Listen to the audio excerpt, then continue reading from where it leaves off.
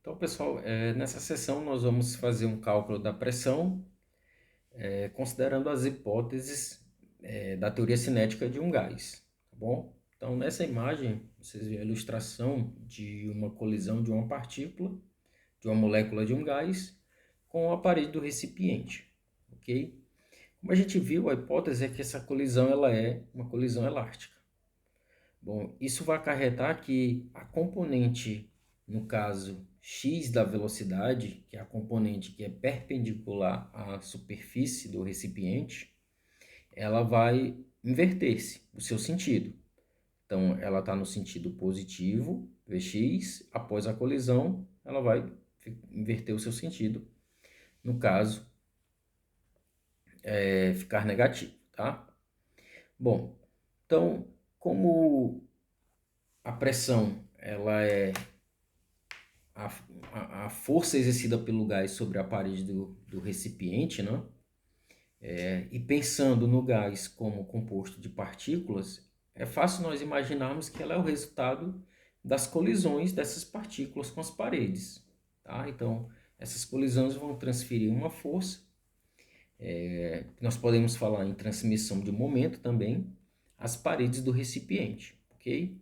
Então, pensando no momento linear, a variação, no caso do momento linear, vai ser na sua componente x, já que a componente que vai mudar é Vx, ok? Então, o momento final, como ele inverteu o sentido, é o produto da massa por Vx, menos o momento inicial, que é massa vezes Vx.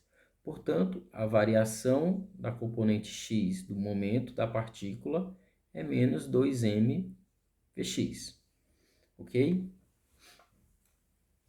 Bom, como a interação entre a partícula e a parede do recipiente ela é feita só internamente, não há um agente externo, aqui o princípio de conservação do momento ele vai ser aplicado, tá?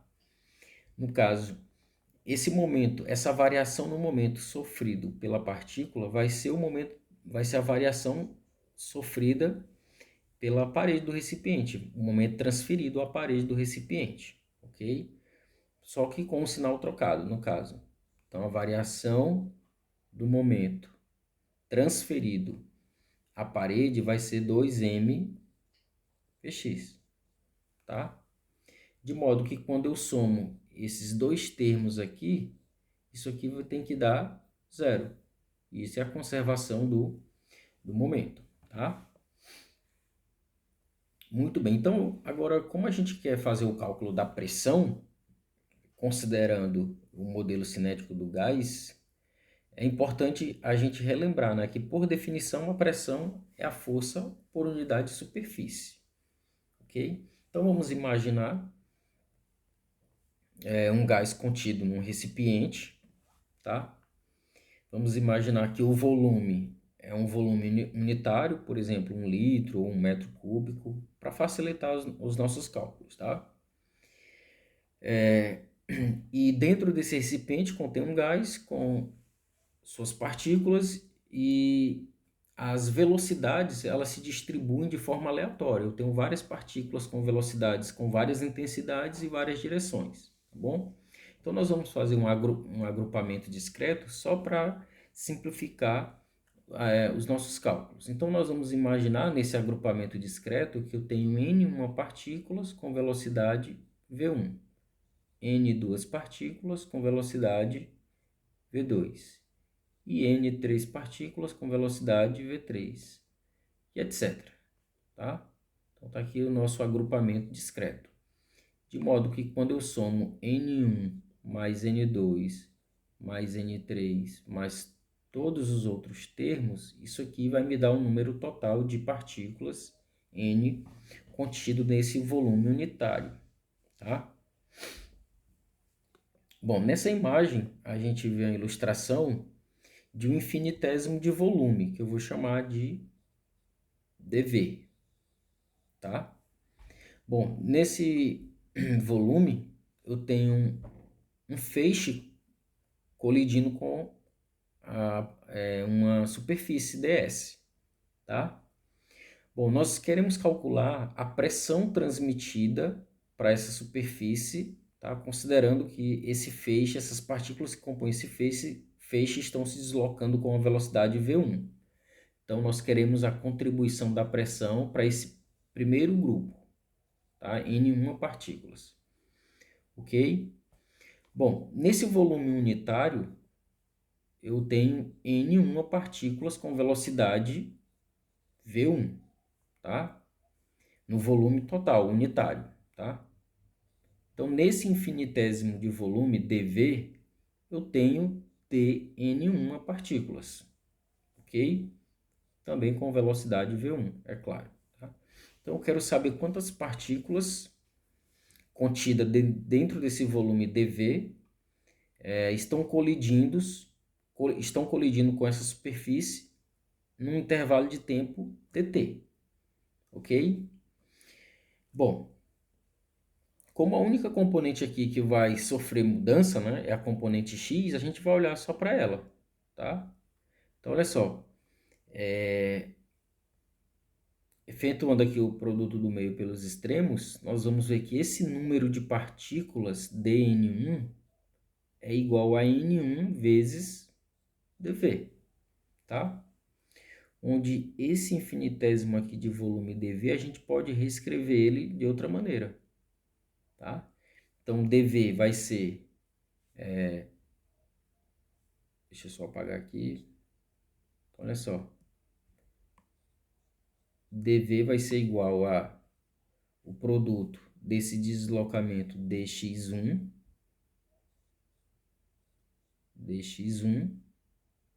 vezes ds, tá? Onde dx1, essa distância aqui, olha, que as partículas vão percorrer, é dado pelo produto da velocidade vezes um intervalo de tempo que demora, né? Que no caso é dt. Tá? Então, dv vai ser igual a v1x dt vezes ds.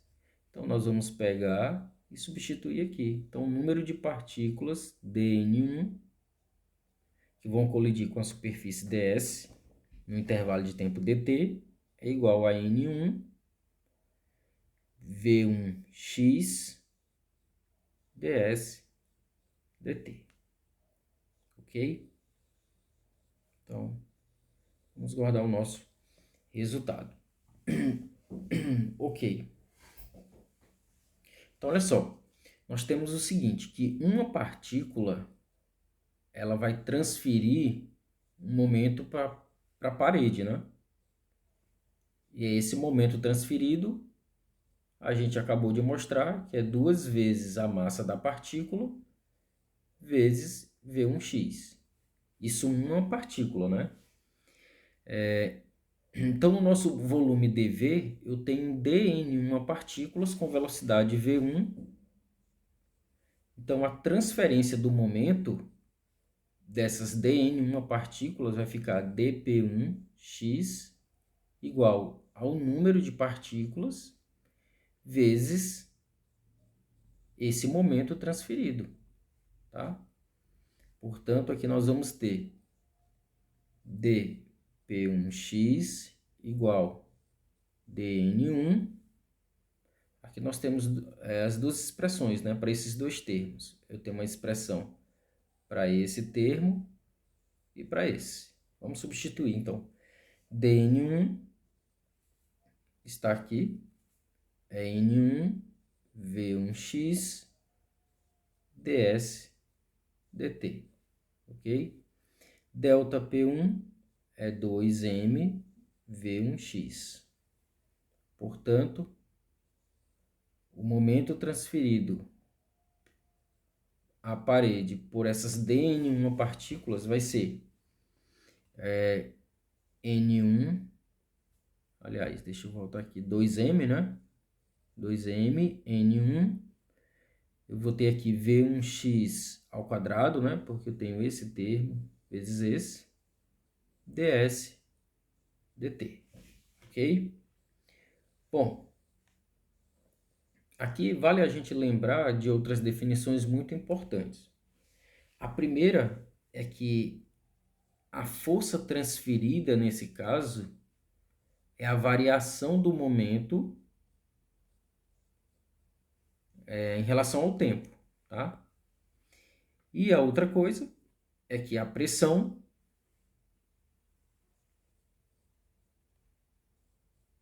é a força exercida por unidade por área, né? Ok? Então, usando essas duas definições, nós podemos simplificar a nossa expressão da seguinte maneira. dp1x sobre ds dt igual a 2m n1 v1x, ok? Então, olha só, dp1x dt é a força df1x, tá? Então, nós vamos obter df1x ds igual a 2m n1 v1x. Mas, por definição, isso aqui é a pressão, tá? Então, nós vamos obter o seguinte, que P1, que é a pressão exercida pelas N1 partículas, tá? Sobre a parede. Essas N1 partículas estão com velocidade V1, ok? Então, nós vamos obter 2m N1 V1 x ao quadrado, viu? Que é ao quadrado, né? Tinha esquecido aqui, V ao quadrado, tá? Muito bem. Então, olha só. Mas dentro do nosso volume unitário, eu tenho N1 partículas com velocidade V1, N2 partículas com velocidade V2, etc. A pressão total vai ser a soma de cada contribuição desses grupos, tá? Então, a pressão total, deixa eu anotar aqui, a pressão total vai ser a soma dessas contribuições. Vou chamar de P, a pressão total é P1 mais P2 mais P3, mais todos os outros termos, ok? Então, olha só, a pressão total vai ficar P1 é 2m N1 V1x ao quadrado, mais P2 vai ser uma expressão parecida com essa, né? Só que eu vou ter aqui 2m N2 vezes V2x ao quadrado, mais expressões semelhantes para os outros termos, ok?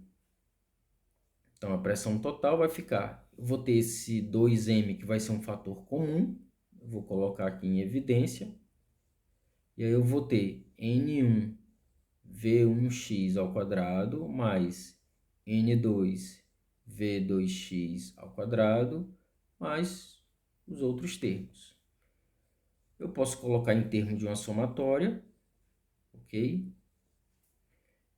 Usando o índice I, NI, VIX ao quadrado, ok? Bom, essa soma ela é feita considerando que VIX é maior que zero. Tá? É como se eu estivesse considerando as partículas se deslocando no sentido positivo de x, ok? Eu poderia colocar essa somatória considerando as partículas se deslocando tanto para a direita quanto para a esquerda, já que não há nenhuma preferência, né? Isso é o que nós chamamos de propriedade isotrópica da distribuição de velocidades. Nenhuma direção ela é privilegiada, tá? Fazendo isso, é como se eu estivesse dizendo que o número de partículas que estão se deslocando para a direita é igual ao número de partículas que estão, em média, né? Em média, estão se deslocando à esquerda, ok? Onde essa somatória aqui está sendo feita apenas sobre as partículas que estão se deslocando à direita, por exemplo, tá? Bom, então como esses números são iguais, essa somatória, né, de partículas à direita é igual à somatória de partículas à esquerda, esse 2 aqui ele vai ser suprimido, tá? Então aqui eu vou somar sobre qualquer VI, ok? Tem a massa aqui, deixa eu só colocar aqui primeiro a massa. Então, nós vamos ter aqui a massa somatória em VIX, NI vezes VIX ao quadrado, tá? Bom, esse termo aqui, olha, na somatória, eu vou colocar aqui entre chaves, a gente ainda pode reescrever ele da seguinte maneira, né? Se eu fosse calcular o valor médio, né? O valor médio de Vx ao quadrado, por definição, esse valor médio é escrito assim, né? Vx ao quadrado, valor médio, é igual, né, a N1 partículas com velocidade V1, cuja componente é V1x ao quadrado, mais N2 partículas com velocidade V2, cuja componente x é V2x, no caso ao quadrado, mais todos os outros grupos de partículas, tá? Dividido pela soma desses pesos, N1 mais N2 mais N3, etc. Tá? Então, olha só, o valor médio de Vx ao quadrado vai ser igual, isso aqui em termos de somatória, em I é igual a NI Vix ao quadrado sobre N, tá?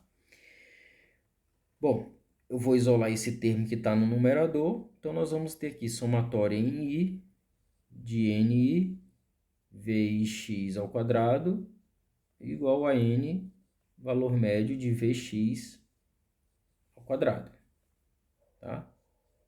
Então, vamos pegar esse resultado e substituir aqui, ok?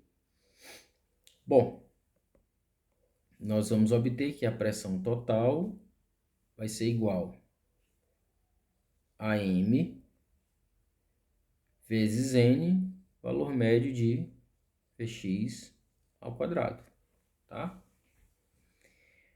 Muito bem. Esse cálculo que a gente fez foi usando a componente x, tá? Eu poderia analisar a componente y, a componente z, e eu encontraria o mesmo resultado, certo? De modo que eu encontraria esse mesmo resultado por conta da propriedade isotrópica da distribuição de velocidades. Nenhuma direção é privilegiada, ok? Com base ainda nessa propriedade, nós ainda podemos reescrever da seguinte forma. O valor médio de Vx quadrado é igual ao valor médio de Vy quadrado, que por sua vez é igual ao valor médio de Vz ao quadrado, ok? Bom, isso implica que Vx ao quadrado vai ser 1/3 da velocidade, do valor médio da velocidade ao quadrado, tá? Então, usando esse fato, a pressão total vai ficar escrita da seguinte maneira: 1/3 de M de N vezes M, valor médio de V ao quadrado, tá? Esse V ao quadrado é a velocidade quadrática média, tá? Das partículas do gás, ok? Bom, se você observar esse produto aqui, olha, massa vezes velocidade ao quadrado, né? No caso aqui a média de V ao quadrado, isso parece muito com aquela fórmula da energia cinética, né? Que é 1/2 de mv quadrado, tá? Então, vamos fazer aparecer esse 1/2 aqui dentro desta equação. Então, nós vamos ter o seguinte: pressão total é igual a 1 meio de N, aliás, 1/3, né? 1/3 de N. Então, vou colocar aqui 2 e aqui 1/2. M, valor médio de V ao quadrado, tá? Então, esse termo aqui é o que nós definimos como energia cinética média de uma partícula, tá? Então, isso aqui nós vamos chamar de Ezinho C, ok? Então, a pressão total vai ficar igual a 2/3 de N Ezinho C, ok? Essa é a energia cinética de uma partícula. Então, o nosso volume unitário, né? Eu vou ter N partículas com energia cinética EC, cada uma delas, tá? Num volume V arbitrário, eu vou ter uma energia cinética média também, ok? Então, aqui a energia cinética média do gás, num certo volume V, vai ser igual a N EC vezes V, tá? Então, N Ezinho C é a energia cinética média do gás sobre V. Portanto, a pressão total é 2/3 da energia cinética média das partículas do gás sobre V, ok? Então, isso é o que nós queríamos demonstrar. A partir do modelo cinético do gás, fazer um cálculo da pressão, e aqui nós temos a conexão entre uma quantidade macroscópica, que é a pressão, por uma quantidade microscópica, que é a energia cinética média das partículas do gás. Ok? Então, isso é um resultado muito importante. Mais à frente a gente vai mostrar que é possível deduzir a equação de estado de um gás ideal usando essa hipótese, né, do modelo cinético. Ok? Então, era isso.